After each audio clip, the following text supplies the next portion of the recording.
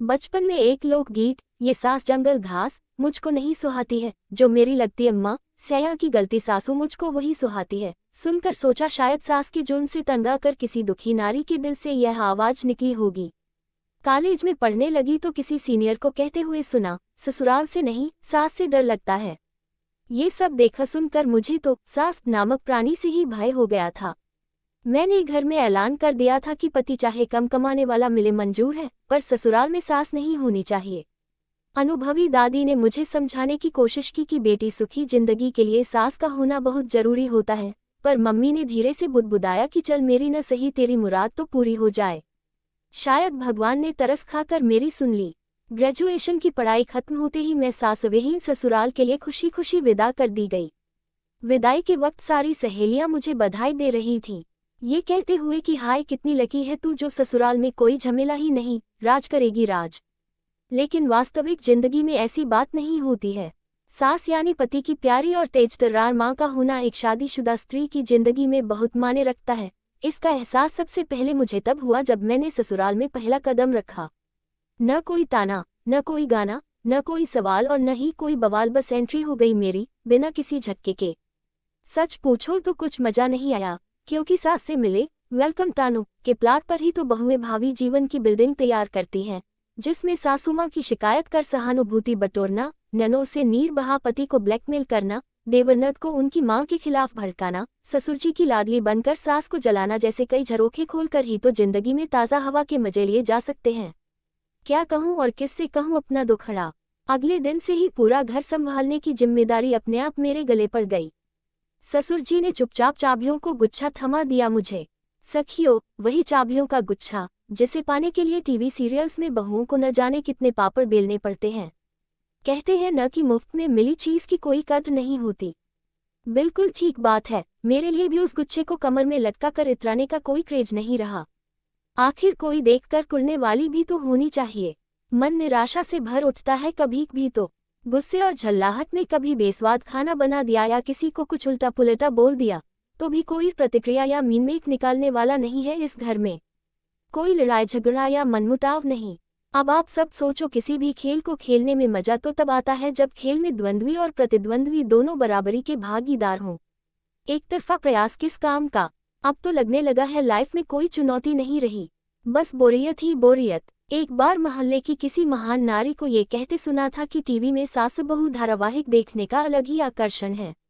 सास बहू के नित्य नए दांव पेच देखना, सीखना और एक दूसरे पर व्यवहार में लाना सचमुच जिंदगी में रोमांच भर देता है। उनकी बातों से प्रभावित होकर मैंने भी सास बहू वाला धारावाहिक देखना शुरू कर दिया। साजिश का एक से बढ़कर एक आइडिया देखकर जोश से भर उठी मैं, पर हाय री मेरी किस्मत, आजमाइश करूं तो किस पर। बहुत गुस्सा आया अपने आप पर। अपनी दादी की बात याद आने लगी मुझे।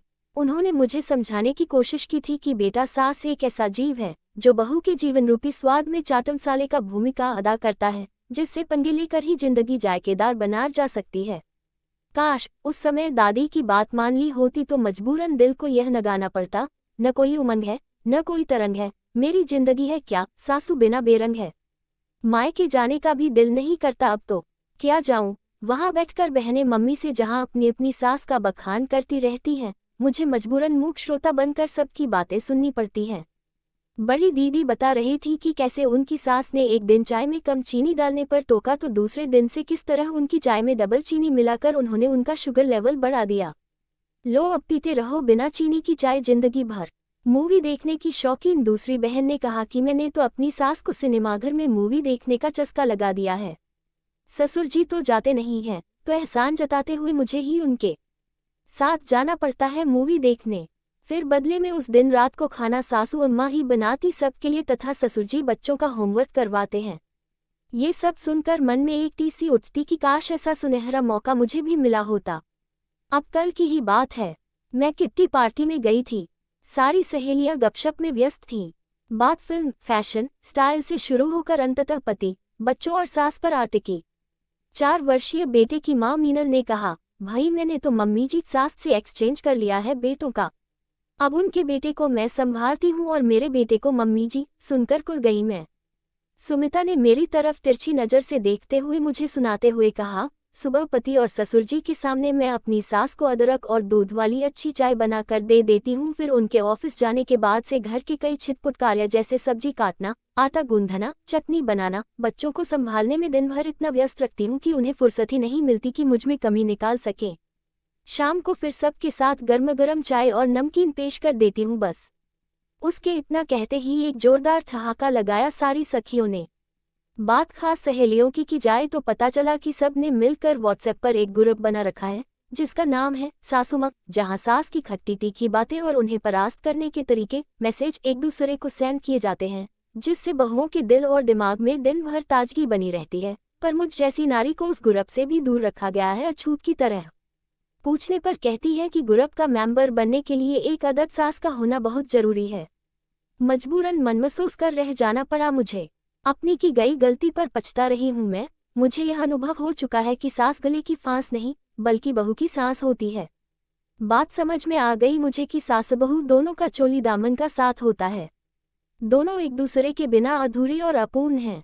कभी भी दिल मचलता है कि काश मेरे पास भी एक तेज तर्रार, दबंग और भड़कीली सी सास होती, पर ससुर जी की अवस्था देखकर यह कहने में संकोच हो रहा है कि पापा एक बार फिर घोड़ी पर चढ़ने की हिम्मत क्यों नहीं करते आप।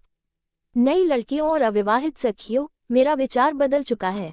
अब दिल की जगह दिमाग से सोचने लगी हूँ मैं कि पति चाहे कम कमाने वाला हो पर ससुराल में एक आदत सास जरूर होनी चाहिए।